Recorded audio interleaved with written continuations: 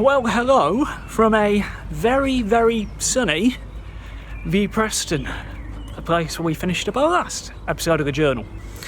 Now, today's a big day if you're watching this, on the day of the upload. Today is May 17th, which means, I think the halo says it all, which means that it has been a year since the cinemas in England reopened, and we thought what better place, what better time to do our cinematic State of the Union. Yes, that time of year has come around very quickly. Traditionally, we would do this episode in the middle of October as the start of award season beckons. But, considering the turbulent time this industry has had over the last 2 years, May the 17th feels like quite a good day to drop quite a big journal. And importantly, a big journal deserves a big intro. Roll ident.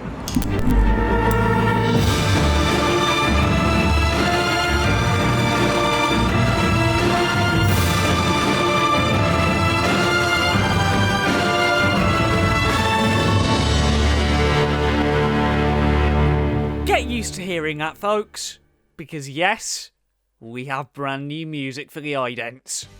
The last 2 years have quite simply kicked the industry's arse in terms of admissions, profit loss margins, and everything else. But like we usually do at this point of year, we're going to take a look back and we're going to sort of see how the industry has come back with a bang. And believe it, it is so good to be able to make a journal that is all about how the big screen's recovered compared to last year, our manifesto on how to bring cinema closer. We have brought cinema closer. The recovery is going really well, but we'll save the nerdy stats for a little bit later.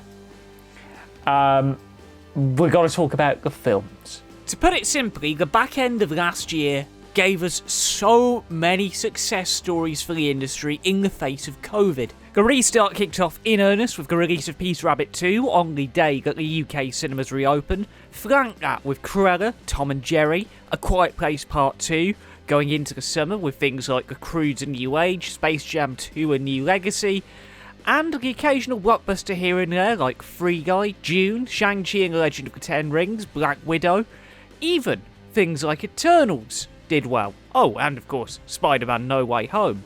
But the undoubted hero of the UK box office this year was No Time to Die, for very obvious reasons, delivering a solid return on investment, even with capacity restrictions for most of the year in some territories.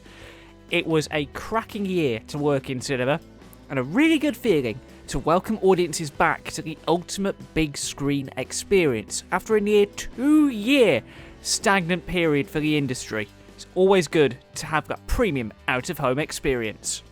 We've seen a lot of good movies pack out cinema screens, whether it be in a socially distant manner or full capacity sellouts, which I'm relieved to say is the case amongst most of the nations of the UK now. Thanks to the lifting of the restrictions up in Scotland over the Easter weekend, the industry is now pretty much trading without restrictions for the first time since that elusive weekend in March when the lockdown kicked in. And it is a very good feeling. Now, we're going to be looking at this through all of the stats that the UK Cinema Association have put together. And I have to say, the UKCA have been fantastic for industry and consumers throughout all of this. I have to mention what Phil Clapp and his team have done to promote cinema throughout this restart period, and getting people back through the doors of the big screen has been nothing short of extraordinary. What Phil has done, and I follow them on Twitter, and if you work in the cinema industry, the UKCA are a recommended follow because they are all about making that big screen experience better. Fantastic ambassadors for the industry, but they've put together a lot of statistics on their website that we go back to, and we mentioned it a little bit last year in our manifesto to bring cinema closer, the June episode from last year on the journal. And looking at the first of the key statistics, which is the average ticket price, 2019 £7.11 was our ATP. 2020 it naturally goes down to £6.75 because most of the industry was shuttered at that point. 2021, ATP's gone up 11.1%. £7.52 is how much, on average, you are paying to watch your films on the big screen in the UK, which, for the chains, is a good thing. For the distributors, it's a good thing. For us, it's a bad thing, because, quite frankly, who's paying more than £7.50 to watch a film? I mean, the local cinema around here, the closest one is, what is it, £7.99 base if you're booking online, £8.99 base if you're booking in cinema, and then depending on what film you watch, it varies. And I'm not sure about the other one because I don't go to that one as often, and I know the newest site is £3.50 before 1 o'clock and then £5.50 after 1 o'clock. It's quite confusing. But £7.52 is your average ticket price, which is really, really good news for the industry in terms of like the recovery and spend. Because remember, those ticket prices are how future films get funded and produced. So if the industry manages to drive it up, you get bigger and better movies. If it goes down, you seem to have a knock-on hit, especially with the amount of COVID testing and bubbles that productions still have to go through after now that even though all the restrictions have lifted. Average annual spend. We don't have the accurate stats on this one, but to give you the idea on where it was in 2020, audience was spending just under a £5 in 4A on concessions. Again, reflective of the fact that cinemas were shut for half of the year. I would imagine, given 2021, it'll be back up, and we're still waiting on CAA and Comscore to provide the 2021 figures, but I would imagine it'll be around the ballpark of what we were doing in 2018, 2019, which is around sort of £18.50 or so. Concessions revenue seems to have gone up across the board, especially considering Pick and Mix was able to return to cinema on this particular restart, and I know that's quite a big profit spinner for a lot of sites. When I was told Pick and Mix would be back at my local following the May restart last year, everyone breathed a big sigh of relief, because everyone knows how addictive Pick and Mix can get if you've got younger clientele. If you're a family, if you've got kids, you get the scoops and then you realise it's £1.49 per 100 grams. The average spend is where a lot of the money gets made for the actual cinema chains themselves. And we're seeing a lot more now that the concessions offer is changing a considerable amount as well. It's moving not just away from popcorn, it's moving not just away from your traditional soft beverages, it's moving into your boutique kind of things, your self-service elements like your Coca-Cola Freestyles, your Pepsi Spires at some sites, your bars, your coffee shops. Yes, I did just say coffee shops because Odeon are popping them in, Cineworld are popping them in. They seem to be becoming a big part of the foyer offering for those two particular chains. I'm filming this as the refurbishment is going, so I don't know the full details yet. But from what I understand, a lot of venues in key city centre locations are getting refurbishments to bring them up to spec as well. I mean, you just got to look at what View are doing at Printworks at the minute. By the time this journal goes up, the IMAX will be back open with the new seats, and I think maybe, I don't know, 5-10 of the screens open the new setup. The fact that the industry is comfortable enough to go ahead and pull off these major capital expenditure projects and invest in the experience, knowing that the average spend was as low as it was in 2020, gives us a lot of faith that that particular metric has bounced back given the impacts of COVID-19. In terms of the actual UK infrastructure, again, we only have up to 2020. But I can tell you that there are 4,596 cinema screens in the UK across 843 sites. There were a couple of new openings. just after the restrictions had lifted. But we're going to hold fire on telling you about all those new openings and new developments for now, because we've got quite an important statistic to look into next. And this, for many, is what is considered the nucleus of the entire UK film industry: the monthly admissions. So, compared to 2020, January, February, March, pretty much no-go.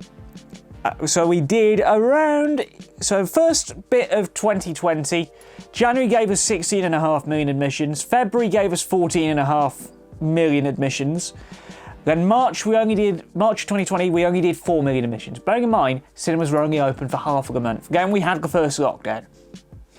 We didn't get a good amount of numbers through until August, when Tenet came out. And we averaged around 2.5 million throughout that summer period, and then we got lockdown 2. Some sites got to reopen during November and December, which ended up being 303,000 and 521,000 admissions respectively. Then, of course, straight into lockdown 3 with a vengeance. So 2020, we only did 43.9 million admissions, which, compared to 176 million in 2019, that's where a lot of the industry's fears about the long-term recovery had really stemmed from. Cinemas remained closed for the first few months of 2021. As we all know, the first sites reopened on May 17th last year. I got to reopen mine, no big deal. But May, that first month, 3.5 million admissions were made. June, 6.9 million admissions. Bearing in mind, May and June were operating at 50% capacity in England with 1 metre plus social distancing, and then derivations of that in Ireland, Scotland and Wales, thanks to what Nicola Sturgeon, Mark Drakeford and the leaders over on the island of Ireland had been saying. July was the start of the combo breaker. 7.7 million admissions for July, and then summer holidays kick in. We have our first 10 million month in August off the back of Space Jam, Croods, and pretty much all of the kids' films that have been held up to that point. And then September, we only did 6 million admissions because we all knew what was coming next. October, 16.4 million of you went to the cinema, and I think we all know what we were watching that month. November only did 8.8 million admissions, but I would put that down to the fact that towards the end of the month, Omicron became the buzzword of the industry. Plan B kicked in and made a lot of people apprehensive to go back. Wales, of course, implemented COVID passes in cinemas at that point, and UKCA were quite firm against them at that point in time. But then December more than made up for it with Spider-Man, because that would go on to do December would be 13.5 million admissions. So overall, last year, we did 74 million admissions for UK cinema, which, given we were shut for January, February, March, April, is really bloody impressive. And I'm very happy that this is the case. And we've saved this particular stat for last, because it's the one that's showing the most promise. It's the one that's saying to the world that the UK industry is on its way back to a healthy place. And we're going to give you the 3 years worth. So in 2019, we did 1.2 billion at the UK box office, and that was a mad year. Avengers, Star Wars, Toy Story 4, Once Upon a Time in Hollywood, Shazam, Captain Marvel. There were so many big films out in 2019, and the cinemas did their money's worth. 2020, £296.7 million made. Again, understandable given COVID restrictions, lack of new product, lockdowns, and all of the other protocol that was brought in as a result, so the distancing, the capacity limits, the PPE, the plastic shields that went up on concessions. it was a difficult year to break even for a cinema operator. 2021, while not quite at the heights of 2019, I can tell you we did £556.9 million at the box office, which, again, it's a strong start. This is our first proper year back after an interesting 18 months or so for the industry. View's chief executive said just as much when The Batman came out. This is the start of post-COVID cinema, and yes, it's going to take a few years to get everyone back. People still feel a bit apprehensive about returning to the big screen experience after all of these years and after all of the mental and the physical hell we've been through. But the content is there, cinemas are open, the investment is being made. Now we just have to make sure that cinema as a medium, as an art form, continues to survive and thrive with the threat of streaming services like Netflix, with the likes of your HBO Maxes, with the likes of your video games. Cinema has to reorient itself as premium out-of-home activity, and that's exactly what the chains are doing. Because these are some of the big projects that the exhibitors are working on here in England, and one of them is quite close to home. Over the last 12 months, there's been a lot of investment across the industry from various different operators to ensure that cinema remains the best premium out-of-home experience that it can be. Reel opened up a site in Blackburn on the day that cinemas opened in England. View opened a site in Glasgow when their local restrictions lifted in the middle of June. Odeon took the wrapping off their brand new West End cinema after years of development in the middle of August, after we lifted all social distancing requirements once and for all. Cineworld opened 2 new screens up in Ashford literally about 2 weeks ago as I film this. We opened a 4DX and an IMAX. And there's just been a lot of investment across the board in technology and refurbishment, as we've mentioned. The infrastructure is being updated. The refurbishments are rolling off the production line again, and the big one, as we've mentioned, the big one is happening in Manchester as we film this. I'm actually able to talk about it now because work has begun, but £6 million at the print works. That's quite a big deal, that, considering how long the old owners of the Printworks had wanted to make their own refurbishment happen. Obviously, the AMC Odeon buyout stunted plans, and then View came in, built up Printworks as their own, and now they've pulled the trigger and they're finally putting lots of recliners in, and they've done the IMAX out, and they're putting new foyer stuff in. It's all looking very good indeed. As I record this, the refurbishment is on guide, but by the time this episode comes out, the first 7 screens will have reopened with the brand new seating, including a fully reseated IMAX and 6 brand new full recliner screens. It's shaping up to be a fantastic site and a fantastic flagship for the north of England, because the north remembers. And in terms of new builds here in my neck of the woods, just a week before we filmed this journal, Preston Council finally granted planning permission for an 8-screen venue in the city centre in Preston. Knowing what I know about this particular site, the rivals and everything that's been going on, I think this particular venue for Preston is kind of like a blueprint for what a lot of cities will be going for. Small venue, prime city centre location, ample parking, good restaurant offer surrounding it, allowing people to make an evening out of their films.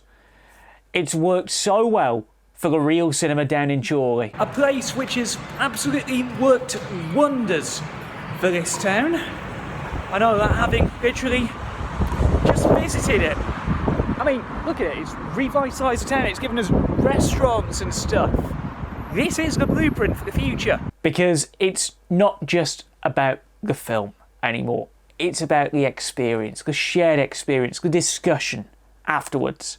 This is an area that I think the industry can buy into a little bit more if the operators can get the 3 S's right: the seat, the screen, the sound, combined with good concessions, good staff, and good selection of films. You're on to a winner. And so concludes my State of the Industry address for 2022. It feels good to get nosy about something that isn't rugby for a change. I know it's a very different journal to what we usually do. Bear with us. We do have a couple of great ideas in the works, great scripts actually. I've been literally writing them as we filmed the last 2 in one big batch, just to make my life easier with the edit. With a good wind in our sails, we will have more regular journal content up on the channel by this point, so if you haven't already done so, hit the subscribe button, hit the bell button to stay notified on when we upload next. And if you have any ideas for how the industry can evolve and how cinema can adapt to a post-COVID, living with COVID, I believe is the buzz phrase, world, put it down in the comments, because I'm loving the discussion that we're having as a group of cinema enthusiasts, a group of film nerds. We just want to see this industry and this art form survive and thrive for another 100 years. We've survived 2 world wars, we've survived home video, we've survived HD TV, hell, we've even survived piracy. Barely. But let us know how the industry can evolve, aside from bringing the ticket prices down, because we all know that ain't happening anytime soon. We're building a lovely little community here on the TheJackSmit YouTube channel, so let us know what you think in the comments below. We'll see you in a couple of weeks for another episode of The Journal, but until then, we'll see you at the movies.